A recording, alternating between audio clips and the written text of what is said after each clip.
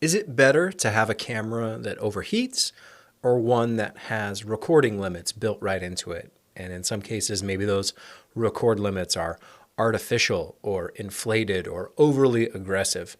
This has been on my mind recently as I tested the Lumix S9 and put it in comparison in my own mind, just grappling with what it means to have a camera that is capable but also limited. And there's a lot of cameras over the years that I've personally used, so I have hands-on experience with these devices and how frustrating it can be when something overheats like the G9 Mark II or the Sony A7 Mark IV versus other cameras like the Lumix S9 or maybe even a while ago now, but the Canon R5 Mark I, the first R5. How do you handle what's worth it? How do we handle communication and how these devices are marketed? It's really interesting to consider because on one hand, you have things like the Lumix S9 that can do so much in terms of incredible video quality, very similar, in fact, almost the same as the Lumix S5 Mark II, but it comes with these trade-offs in both hardware on the Lumix S9. There's missing features there from a physical standpoint, but also the camera launched with a recording limit built right in that was later removed via firmware. And I've recently tested the Lumix S9. It can record for multiple hours without overheating in certain modes. So just your standard 4K 24. And years ago, my biggest frustration with the Canon R5 when that launched was that the recording limit, the overheating, the thermal limitations of that camera seemed to be artificial. There was no real good reason why that camera couldn't do more in terms of video recording other than Canon just didn't want it to. And I believe there were some firmware updates over the years with the Canon R5. Obviously, there was the Canon R5C, the more cinema version of that camera, but also more expensive. And it always seems like we're getting these recording limits built in artificially to maybe push you to spend a little bit more on the cinema version or the more expensive version. But equally so, there's other cameras like the Lumix G9 Mark II that didn't have any kind of recording limit, and everyone was saying how great the video features and capabilities were at the time. And the moment I started using it in what I consider to be normal conditions, just outdoors, not excessively hot, it would overheat. It was kind of caught me off guard, and I was very frustrated with the Lumix G9 Mark II overheating in a way that I found to be unacceptable. I've had similar problems with the Sony A7 Mark IV. This camera is loved and praised by so many people online, saying how it's one of the best Sony cameras for video, the A7 Mark IV, and yet I've had that camera overheat indoors, and I haven't even been recording using it in a setup like this where it's, an HDMI live stream setting. So I'm not even using the internal recording capabilities on the A7 Mark IV. It's indoors in relatively comfortable conditions, 75 degrees Fahrenheit, and will still overheat. But then I find out it's because the LCD is flipped in. If you flip the LCD open, you can record for, not record, but the camera can just, stay on longer, which seems like such a silly thing that you have to open the LCD, the swing away, in order to get it to just stay on when you're not even recording. The camera just can't, if you leave the LCD closed, it will just overheat just by being on. So there's so many ways to slice this, and I think it can be a little confusing from, maybe someone who's listening or watching and they're wondering, well, dude, what do you want? Do you want it to overheat? Do you not want it to overheat? What's your deal? And ultimately, what I want to see moving forward is cameras that just don't overheat. It's just not a thing anymore. I think we should be beyond this issue of overheating, especially when so much of the marketing for these devices is built around their specs, their features, their capabilities. They'll tell you every resolution, every frame rate, whether, how many stops of in-body image stabilization they have, how improved the autofocus is, how many AI bells and whistles they want to roll out on these cameras. And they very rarely will ever tell you the true operating limits when it comes to thermal management. And there's a lot of cameras nowadays that they've had to push to the forefront with, hey, we have fans. It's one of the biggest things of the GH6 and the GH7 is that there's this like huge fan built into it to make sure it doesn't ever overheat. And that's very nice. It's good peace of mind. It may be overkill. I don't know. Something like the Lumix S5 Mark II has a smaller fan built in, although it does have the fan, which is nice. and that doesn't overheat on me either. So I think it's kind of unfortunate that we've reached a point in marketing in terms of communications where camera companies have to say like, we have fans, we don't overheat. I think all the cameras nowadays shouldn't overheat. However, I do also understand that there are cameras that are built with different attributes in mind. So size, if it's compact, if it's lightweight, how condensed can we make this thing? How weather sealed and weatherproof can we make it? Basically sealing the whole thing up. And we're not going to put a fan in there. We don't care if it overheats sometimes. We're going to make it for other priorities instead. And I totally get that. And those are situations like the Lumix S9 where I appreciate the upfront disclaimer, basically saying there's a record limit built in. However, unlike the Canon R5, having the firmware ability to update the Lumix S9 and go into the menu and turn that, the thermal warning off, basically turn off the record limit. You can go in the menu, toggle it off. It gives you a huge disclaimer. Hey, operation not guaranteed. It could overheat. Be careful, all that stuff. I think that's the best, smartest, safest way to do it. So hopefully moving forward, we can have a new paradigm where there's cameras that are built for professionals with professional features that just don't overheat. I'm kind of sick of it. I don't ever want to buy a camera wondering how many tests do I have to do? How many shoots do I have to do? What conditions do I have to put it through? Because in my mind, all that should be happening by the brand, by the company, in the factory. They should be testing these devices before they're even put on sale for the public, knowing that, yes, we've tested it, it can make it through these conditions. You would expect the same thing from any kind of vehicle manufacturer or really anyone. How much can it withstand? How long is it going to hold up? How many cycles will the wheels get? There's so much testing that happens at these factories at an engineering level, and it shouldn't be on me, the end consumer, the final person in that chain, to go buy a camera and then test. Okay, how long can I record? Okay, what's the ambient temperature? Okay, what's my sun exposure? What's this? What's that?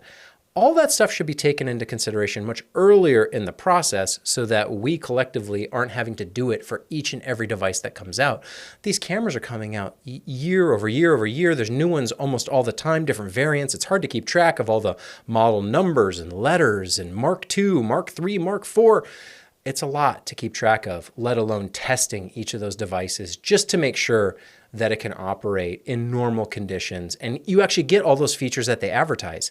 That's my biggest hangup. It's so frustrating to be told it can do this and that and the other, and then you reach these limitations, which can happen relatively quick. Maybe 30 minutes is all you get of the camera, depending on the manufacturer, depending on the brand.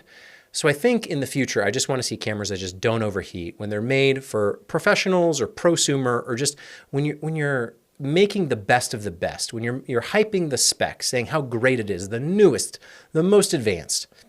Those are the things that should not overheat from my perspective. They just shouldn't. It should be factored in, just like you would never accept that 10% of your photos get corrupted just by shooting with the camera, or 1% of your video clips just get corrupted just because random chance. These things need to be tested and vetted and basically made to the point that they're relatively bulletproof, foolproof. I don't want to roll the dice every time I'm filming wondering, is it too hot in here? Okay, I know this camera, it can withstand this, but I've got this other camera as my B camera, and it can handle this temperature, and this other camera is my C camera. And why am I worrying about this? If I'm buying a device that's the best, that's the premium option, it shouldn't overheat. It's just not an excuse anymore. And I'm sick of acting like, well, these cameras are just so advanced that they couldn't possibly. No. It should be part of the equation. There's always limiting factors. There's physical limitations to how big the thing is. There's optical limitations to what the lens can do. And there's temperature limitations as well. If it gets too hot and does not operate, to me, that is unacceptable. Now, on the other half of that equation, you're making something that's the cheapest, most affordable, super compact, super lightweight. It's meant for consumer grade entry-level price points, something like the S9 or equivalent from your Sony brand. They have so many different Sony cameras nowadays, and lots of them are pretty low grade, low tier, cheap, affordable offerings. Those I'm fine accepting recording limits, upfront communication in the marketing, in the operation of it. You just know, hey, this thing cannot record longer than that. And if there's a menu option to turn that off with the severe restriction, the limitation, the disclaimer saying this could overheat on you, I'm also fine with that. It really comes down to communication and what's presented and what those expectations are.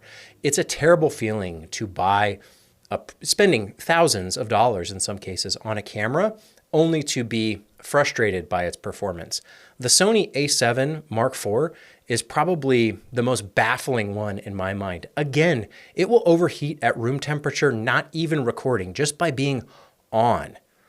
It doesn't make sense to me that so many people are so excited for that type of camera, considering the severe limitations of it.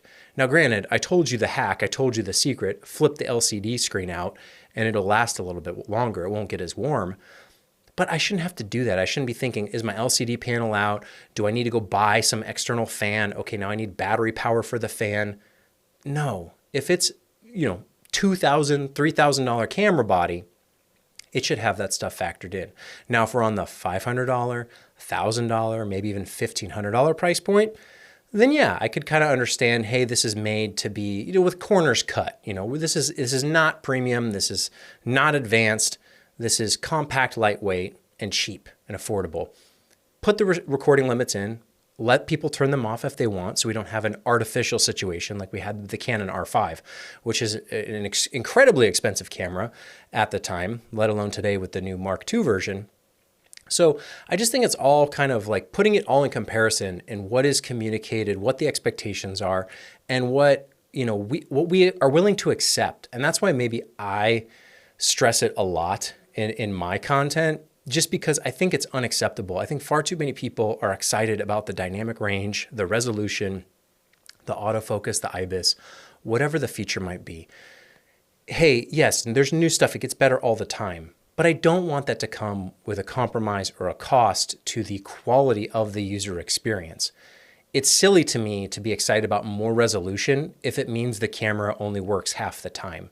It's silly to me to be excited about a different sensor design or a more dynamic range or increased low light capabilities if it means the camera doesn't work to its fullest in a safe, satisfactory way. And again, I'm just talking about normal conditions. I'm not expecting these things to work in Death Valley or at the heart of a volcano. Let's be real. And on the flip side, there is probably a lower operating temperature as well that I'm sure a lot of people are concerned with as well. It's less of a concern for me, but certainly there's people filming in sub-zero temperatures where it's incredibly cold and they still need to record whatever it is they're filming. Maybe it's a glacier or penguins, I don't know.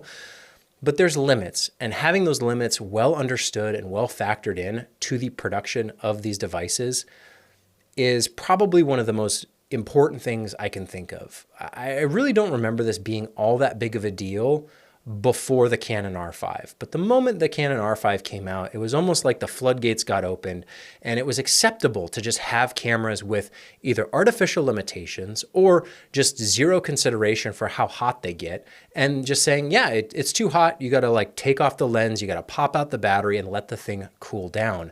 And if you want the camera that's more reliable, that actually works, well, spend more for the cinema version. Let alone most of those cinema versions come with all sorts of stuff that most people, that are looking for a hybrid camera don't want. Not everyone needs all the inputs and outputs, all the I/O ports. A lot of it's unnecessary. Some people don't need time code or SDI. Some people don't want the bigger box form factor. And it is proven that there's hybrids that can be small, handheld, like a photography camera, that just have thermal management, factored into it with fans with some kind of exhaust.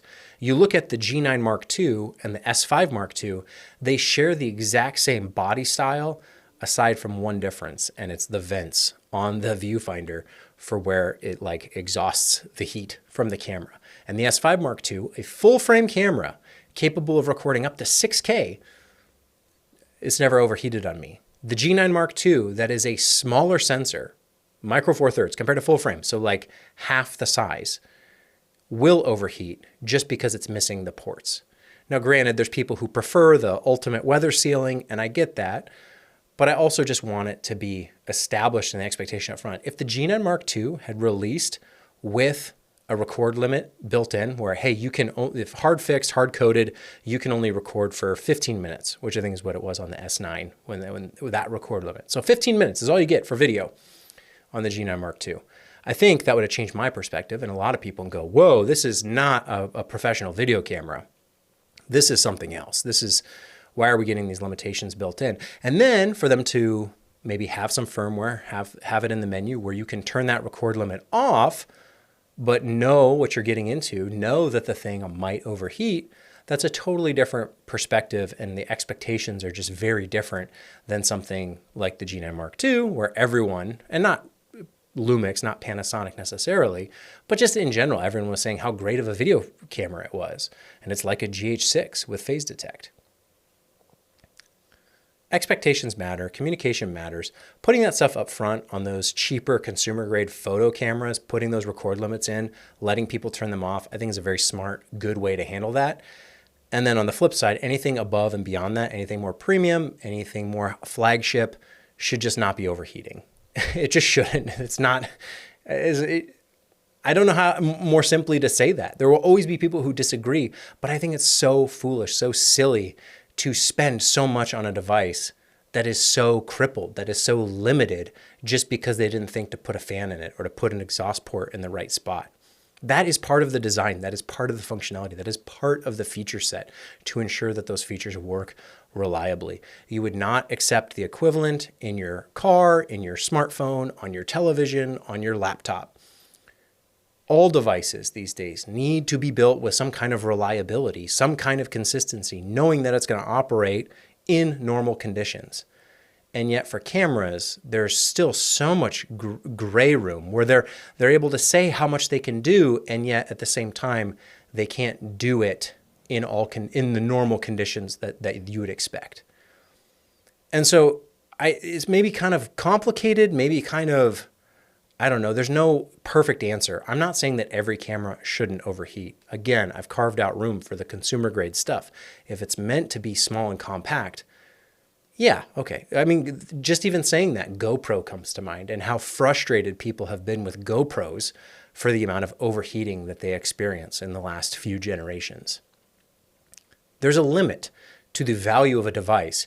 Just because it's small, just because it's compact, and it can do 4K and 6K and 8K and all the frame rates, if it overheats to the point where it's constantly plaguing your production or constantly plaguing whatever you're trying to capture, it's almost as if like the device is broken to some degree. The fact that it would overheat to that extent, and this has been true for GoPro. The Hero, the Black Edition, the best of the best GoPro still will overheat in conditions where it's snowing. It is very cold and it's still getting too hot just because they're making them so tiny, so compact, and trying to get the absolute most out of them. At a certain point, that just is a frustration to customers, and they just say, I don't want to buy your thing. If you haven't factored in the way I'm going to use it, I'm not going to buy it. I don't care what the resolution is. I don't care what the stabilization is like. I don't care if it doesn't work half the time I need it to, or every time I go to use it, it dies within 10 minutes or 20 minutes, and I can't actually use it. Oh, it's got the best battery we've ever had, the battery life, all day performance. But if it overheats before I even max out the battery, what's the point?